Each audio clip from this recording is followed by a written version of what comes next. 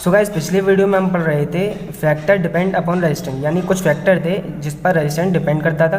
तो मैंने आपको वो बताए थे, ठीक है। एक लेंथ बताया था, एक एरिया बताया था और एक मैंने आपको रजिस्टिविटी बताया था। तो रेजिस्टेंस से ही एक मिलता जुलता टॉपिक है जो उसी की वजह से होता है। आज हम पढ़ने वाले इसी वीडियो में heating effect of electric current. तो चलिए आज का वीडियो स्टार्ट करते हैं और पढ़ते हैं heating effect of electric current.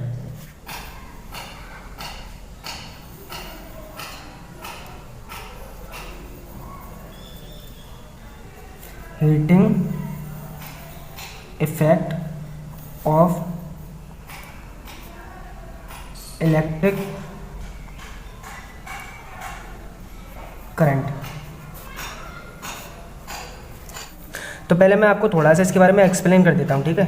देखिए, heating effect of electric current क्या है।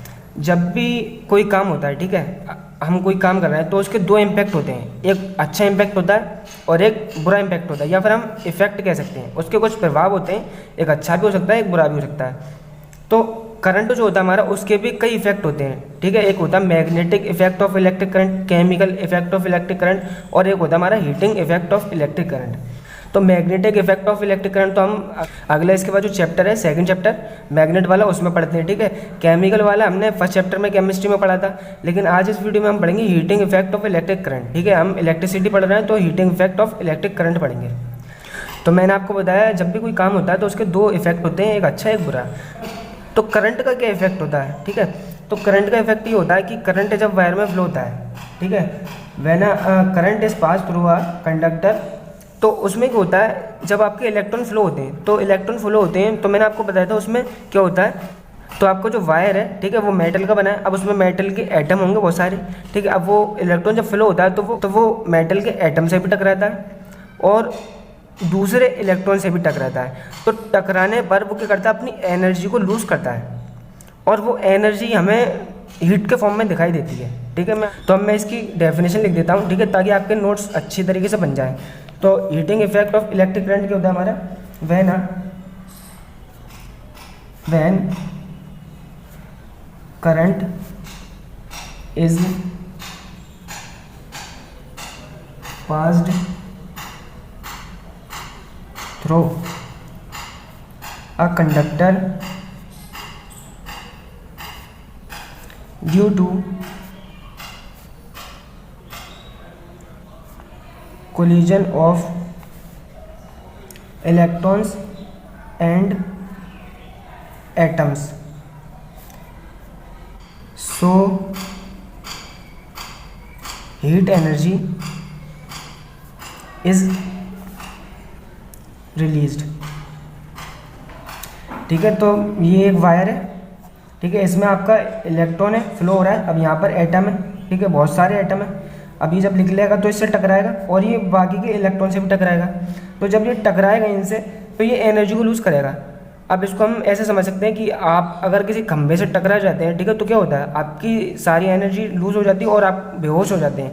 तो उसी तरीके से यहाँ होता है, जब ये इससे टकराता है तो बहुत सारी एनर्जी को लूज़ करता है, और वो एनर्जी जब लूज़ होती है तो वो यहाँ पर हीट की फॉर्म में दिखाई देती है, ठीक है। जब आप ज़्यादा देर तक अपना मोबाइल चलाते हैं तो क्या होता है, वो गर्म हो जाता है, ठीक है। आप टीवी चलाते हैं, आपको जितनी भी इलेक्ट्रिकल चीज़ें होती हैं वो ज़्यादा देर तक चलने पर हीट को प्रोड्यूस करती हैं, क्योंकि उसमें रेजिस्टेंस ज़्यादा होता है। जितनी देर तक चलेंगे उतना रेजिस्टेंस होगा, तो जितना रेजिस्टेंस होगा उतनी ज़्यादा हीट होगी, ठीक है। तो ये तो आपको पता है।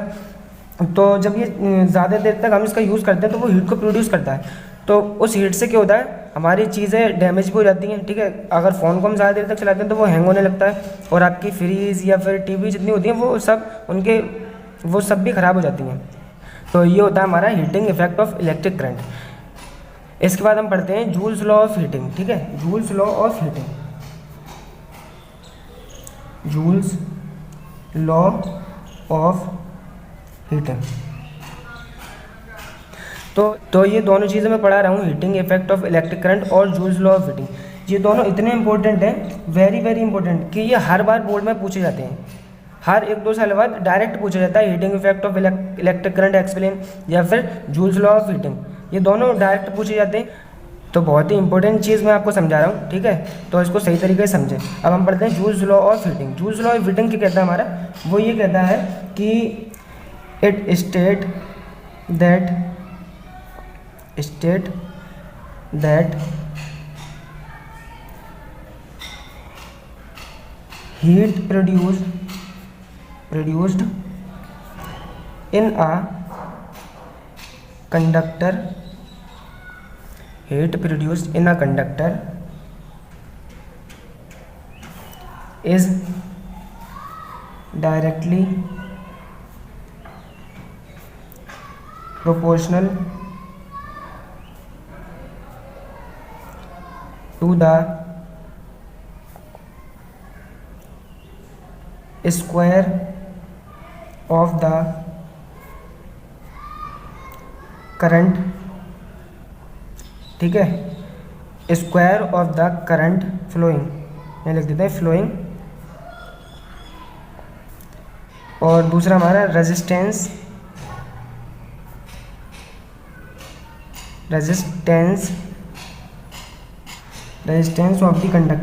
Of the conductor in time period T, ठीक है। तो जूल्स लॉ ऑफ हीटिंग क्या कहता है आपसे? जूल्स लॉ ये कहता है कि आपका किसी वायर में अगर करंट फ्लो हो रहा है, ठीक है, तो जो हीट है वो उसके स्क्वायर के प्रोपोर्शनल होगी। यहाँ लिखते हैं हम हीट करंट के स्क्वायर के प्रोपोर्शनल होगी, डायरेक्टली प्रोपोर्शनल, यानी हीट बढ़ेगा तो हमारा करंट बढ़ेगा। और ये आपको पता है जब करंट बढ़ेगा तो रेजिस्टेंस बढ़ेगा तो हीट बढ़ेगी। तो इसमें कोई ज़्यादा वैसी बात नहीं है आपको समझाने की, ठीक है। दूसरी बात क्या है? रेजिस्टेंस ऑफ द कंडक्टर, ठीक है, रेजिस्टेंस पर डिपेंड करेगा। एंड टाइम पीरियड टी, और टाइम पे यानी कितने टाइम हो रहा है उस पर भी डिपेंड करेगा, ठीक है। तो ये आ गया टी।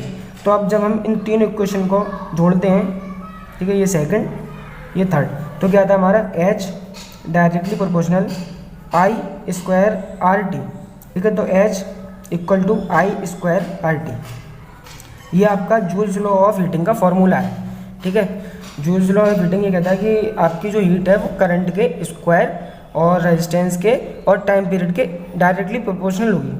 तो अब हम इसको प्रूव कैसे करें, ठीक है, इसको प्रूव करते हैं हम। तो देखिए हीट क्या है? हीट एक तरीके का वर्क है। तो एक बात को समझिए, देखिए हीट क्या है? हीट एक तरीके का वर्क है। अगर मैं आपसे बोलूँ कि जाइए और कम से कम आधे घंटे तक दौड़िए, तो आप क्या करेंगे? आप वर्क करेंगे, यानी आप दौड़ेंगे, ठीक है, आप अपनी एनर्जी को लूज़ करेंगे। तो जब आप दौड़ेंगे, वर्क करेंगे, तो आपका जो बॉडी है उसका टेम्परेचर बहुत ज़्यादा गर्म हो जाएगा, आपकी बॉडी बहुत गर्म हो जाएगी, ठीक है, आपके अंदर से हीट निकलेगी, आपकी पूरी बॉडी के अंदर से बहुत सारी हीट निकलेगी। तो आपने उसमें वर्क ही तो किया, तो हम ये नहीं कह सकते कि जो हमारी हीट है वो वर्क है, ठीक है। तो हम ये लिखेंगे, तो हीट जो है वो वर्क के इक्वल है। तो आपने अभी तक वर्क का कोई तो फॉर्मूला पढ़ा नहीं है, लेकिन एक फॉर्मूला पढ़ा है पोटेंशियल वाला, W/Q, ठीक है, work into charge, work upon charge. तो यहाँ से हम वर्क का फॉर्मूला निकाल लेते हैं। तो W = V/Q, ठीक है, ये फॉर्मूला आएगा। तो अब हम यहाँ पर पुट करते हैं, ठीक है। तो मैंने आपको बताया हीट क्या है, हीट एक वर्क है और वर्क का फॉर्मूला आपका W/Q।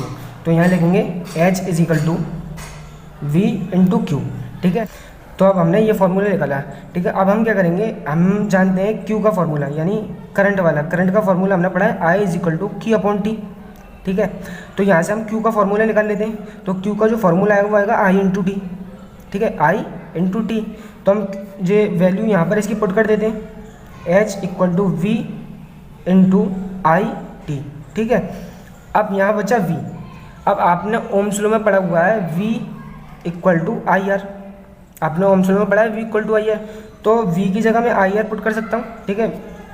तो यहाँ मैं पुट करूँगा H = I × R × I × T।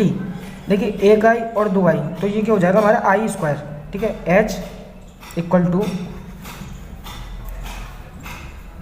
I का स्क्वायर और यहाँ आ जाएगा आपका RT,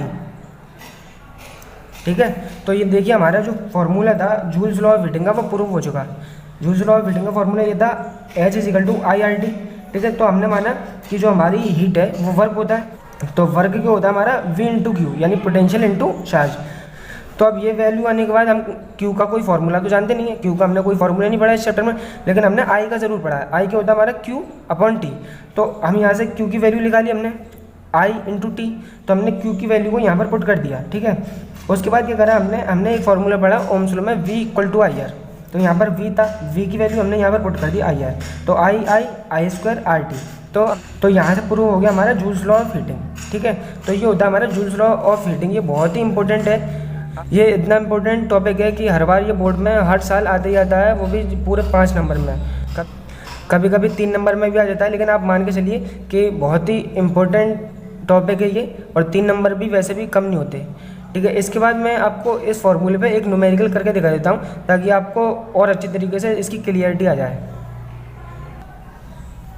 अब इस पर हम एक न्यूमेरिकल करते हैं ताकि हमें और अच्छे तरीके से जो हमारा हीटिंग इफेक्ट है वो समझ में आ जाए, जूल्स लॉ ऑफ हीटिंग। अब इस पर हम एक न्यूमेरिकल करते हैं ताकि आपको जो मैंने अभी समझाया है joules law of heating H=I²RT वो और अच्छे तरीके से समझ में आया है। तो क्वेश्चन है हमारा, क्वेश्चन है एन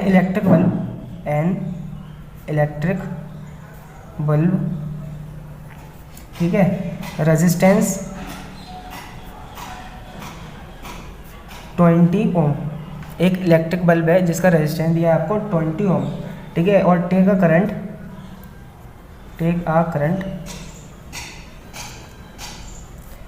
5 एम्पियर, ठीक है। उसका जो करंट है वो 5 एम्पियर है।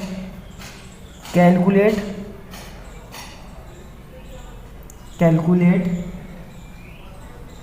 Heat developed